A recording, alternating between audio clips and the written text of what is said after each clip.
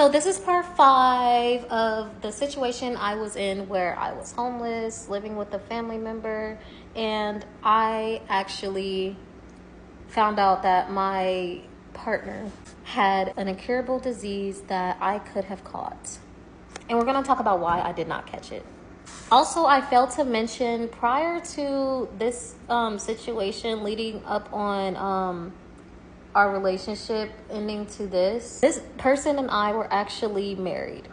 I thought he was the one. I am more open to talking about this because this literally traumatized me.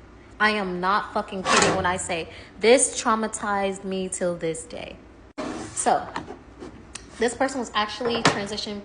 If you know anything about sexual health, then you probably understand that it's more difficult for female to female transmission of diseases when it comes to sexual intercourse.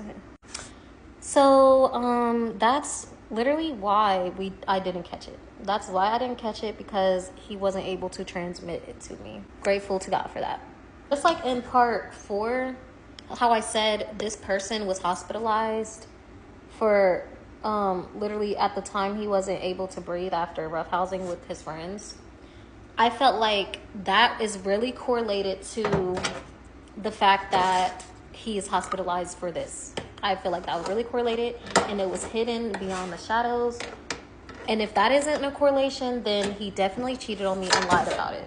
Because he was always trying to say that I was cheating on him, or I didn't love him, or I was with somebody else, or probably talking to other men. And I'm just like, no, I'm not. I actually didn't see anybody but him. When I'm in love, I don't see no motherfucking body but you. So fast forward. I actually was fucking devastated. I still couldn't eat or sleep. And then next thing you know, I started losing a lot of weight. I was thick as fuck during this time, but then I lost a lot of fucking weight because I was so stressed. I was so worried. I'm over here like, oh my God, do I have this shit that he got? And I'm like, oh my God, now I need to get checked. Oh my God, what the fuck is wrong with this guy? Oh my God, I'm trying to figure this out. How long has he had it? He cheated on me, this and that. I'm just trying to figure out everything because I'm like, trying to think of next steps, you know? Like, what do I do with my life after a situation like that if I would have caught it, you know? Then I actually, I got checked, of course. I actually got checked before I seen him get better out the hospital.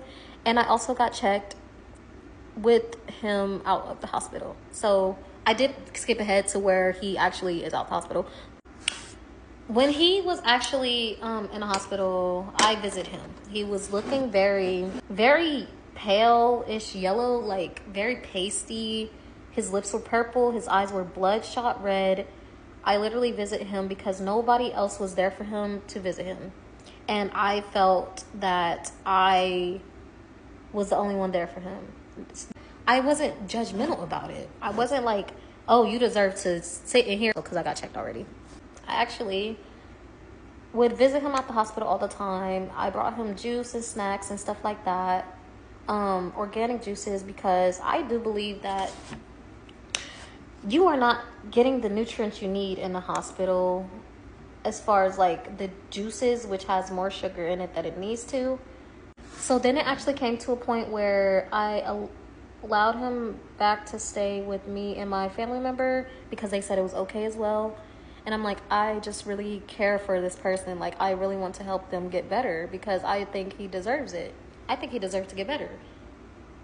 No matter how wrong he did me, no matter how many fights we've been in, no matter how many arguments we've been in.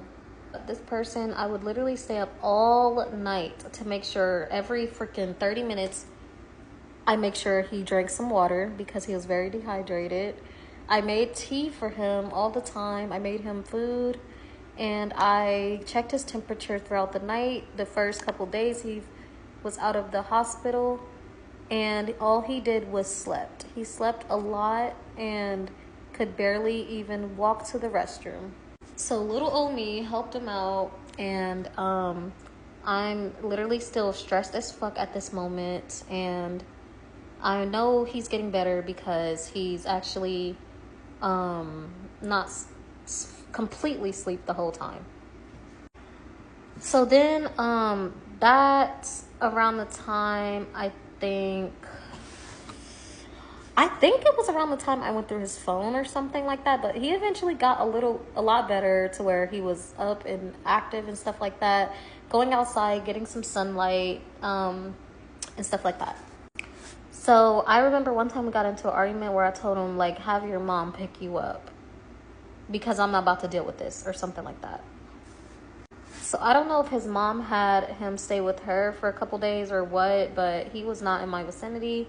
But me and this person was so back and forth, guys. I end up having him over again. I forget what happened to where I was like, oh my God, you just need to come back. You know, I was very codependent, first of all. I was very still obsessed with this person, codependent, I guess. Very needy with this person. Then a deeper part of me was like, oh, I'm pretty sure like he'll appreciate me more because I'm sticking with him by his side through thick and thin.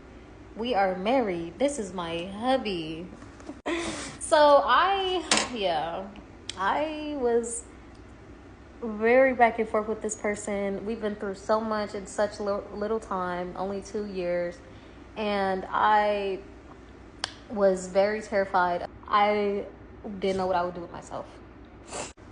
He was falling back into old habits, doing things that he seemed to have learned and grew from, but he actually fell back into the habits, you know, making people uncomfortable by being very, very loud. That's something that I didn't like about that situation.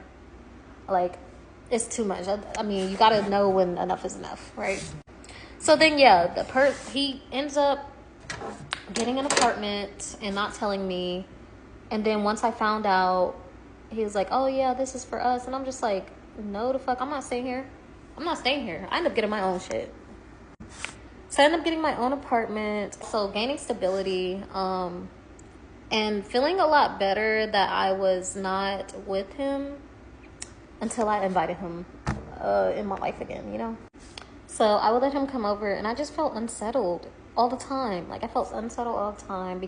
We're going to talk about in part 6 how another third party is entered in the situation, and I told him to leave my home and he tends to lash out. And then we're going to talk about how I divorced this man.